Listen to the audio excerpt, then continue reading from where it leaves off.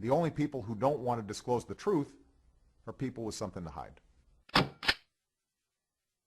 And now, the Commander-in-Chief is back. Freedom Friday with Carl Gallops, the Oval Office of Gulf Coast Talk Radio. All right, folks, welcome back. Welcome back, Gulf Coast. Welcome back, America. Coming up in just a moment is former Lieutenant Colonel Terry Lakin, Dr. Lakin, a medical doctor in the military. He's the guy, a lot of you know about him, and you've kept up with his case. He chose to challenge Obama's eligibility by inviting his own court-martial. I'll let Terry Lakin, Dr. Lakin, tell you his story in just a moment. I've got to say this before we go further, though. This RC fellow that calls, this Obama bot, he's called before. He started off by saying, you need to listen to my show where there's no advertisements. Well, now, that ought to have been a dead giveaway. What he's got him a little blog show with about 50 listeners, and the reason there's no advertising is because he pays for it. He pays for, see, I don't pay anything for this, right? I mean, I'm on a major radio station that broadcasts to 4 states along the Gulf Coast, and we broadcast all over the world. And the reason we have so many, quote, commercials that he was so aggravated is because we've got sponsors, we've got advertisers, we've got businesses that know that we have tons and tons of listeners all over the United States and all over the Gulf Coast, and they want to advertise on 1330 WEBY because they get business from advertising with us. See, so little RC has got him a little program, and he tried to use this program to promote his program. He called up under the guise of being able to refute the birth certificate evidence of Mike Zullo, and all he could do was call names and trash this program to support his little 50-listener little internet program. So that tells you what kind of people are out there supporting the guy that's in the White House. Well, in the meantime, we've got a real American hero with us, a guy that our audience can really identify with, especially our regional audience right here on the Gulf Coast, because we've got military bases all up and down the Gulf Coast. Former Lieutenant Colonel Terry Lakin, as I said, medical doctor, military. He actually invited his own court-martial because he was challenging the identity of the man who's now commander-in-chief before he continued following orders from the so-called commander-in-chief. So, Dr. Lakin, thank you for being on Freedom Friday today. You've got listeners from coast to coast. They've been waiting all day for this, and thank you for being on with us. Well, thank you for having me on the show, Carl, and I truly appreciate, your listeners, and I appreciate everything that you and Mike Zullo and Sheriff Arpaio are doing. It's incredible. Yeah, well, thank you. You're very kind for saying that. But listen, I haven't gone to prison for what I've done and in my work, but you have. So I'm not worthy to shine your shoes in this matter. But tell the folks, just start at the beginning. I know a lot of folks that listen to this program know your story, but we've got listeners, as I said, all over the world and coast to coast, and some of them have not heard your story. So for those who have never heard it, just give us a quick description of your story from the beginning. Well, I guess people use the word that I invited my own court-martial, and I don't know if I did or not. I thought I was left with no choice. Right. But I think I was a good military physician. I was kind of reaching the pinnacle of my career. I had been selected for promotion to bird colonel. I had been a lieutenant colonel for many years and been given, great training and great jobs that I worked hard at and deployed several times. My last deployment was in 2004 to Afghanistan with the cavalry unit, and I loved it. That was my job, to be out there with the troops. I'm not a surgeon. I don't, cut people and cure them, but I can keep them alive to get them to a surgeon. Right. And, I had been in a training program and then a stateside program, and went to the Pentagon, and I was chief of primary care at the Pentagon. And that was kind of after, Obama had been in office for several years. But right. The run-up to his election, I realized there was problems.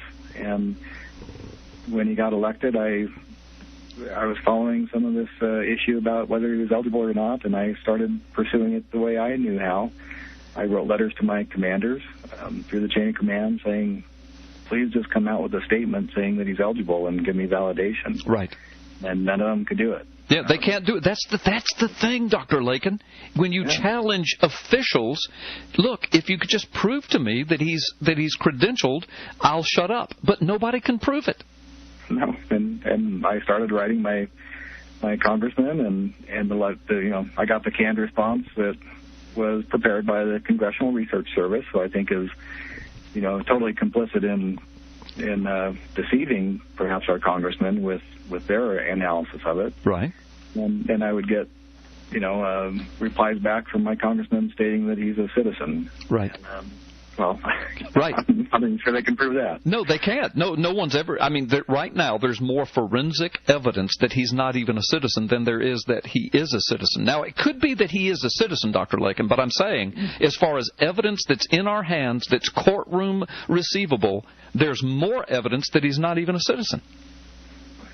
There's a lack of that. But so I pursued that through my congressman, and the answers I got from their letters were horrible. I got transferred to the Pentagon, and I continued to talk to my superiors at the Pentagon, and I ended up, writing the same kind of memorandum to General Casey, who was Chief of Staff of the Army. Right. And his reply was that he didn't have to respond to me about this because he's not in my chain of command. How convenient. Claimed that he didn't have direct UCMJ authority over me, and so therefore he wasn't really in my chain of command. Right. Which I had difficulty understanding.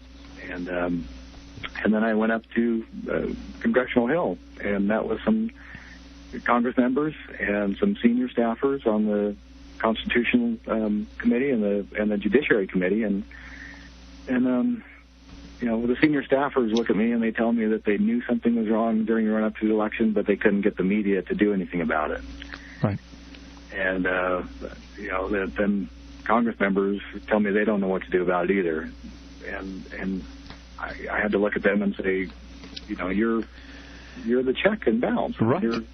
You're just as responsible for the safety of the troops as the executive branch who's deploying them. Right.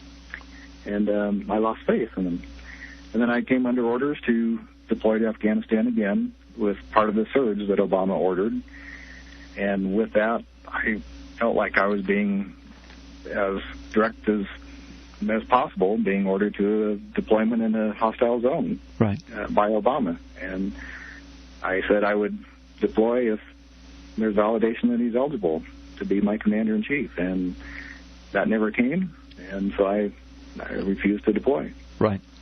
And subsequently, I was put under charges and under court-martial. And the hope was, with the run-up to the court-martial proceedings, that there would be a grand jury investigation or investigating officer that would allow me, under military UCMJ procedures, to cast a big net to get documents or to subpoena people and to prove your case, to prove your allegation. Mm-hmm. Right. And the investigating officer denied me all of that. Right. And, so I had no defense going into my court-martial and just pretty much had to ride it out and take my lumps. Right. But my choices weren't any better to deploy and risk my life and be complicit in risking other military members' lives for orders that I don't believe in. That was not a good choice either. Right. So. Well, let me ask you this, Dr. Lakin. This will just be your opinion, of course, but in your opinion, why do you think there is such a complicit, duplicitous effort to bury this matter? I mean, courts and Congress, and by the way, I know you know this, the Constitution puts the burden of this matter upon Congress. Article 20, Section 6, for example. I mean, Congress is the one. Listen, they investigated John McCain. And Senate Resolution 511, we know that. So they know that their burden is on them. They've already done a congressional investigation on one of the candidates. Why, in your opinion, are they so complicit in this effort to bury this matter with Barack Obama? Even in your court-martial, they wouldn't even let you explore the possibility. Yet they had a Senate investigation on John McCain. What is your opinion of this? Oh, I don't know. I'm at a loss, too, Carl. I think perhaps along the road, there have been so many people that thought they could just slide by a little, or turn their head for a little while, and it would be gone in the next year or 2 or 3, and instead it snowballed. And now all of a sudden there's way too many people that are complicit in this. Yeah. And they're probably afraid. Listen, you've said it much nicer than I would say it, but I think you're absolutely right. I mean, really, Dr. Lakin, I think that there are a lot of congressmen that won't deal with it because they know that when it's dealt with, they will be held responsible.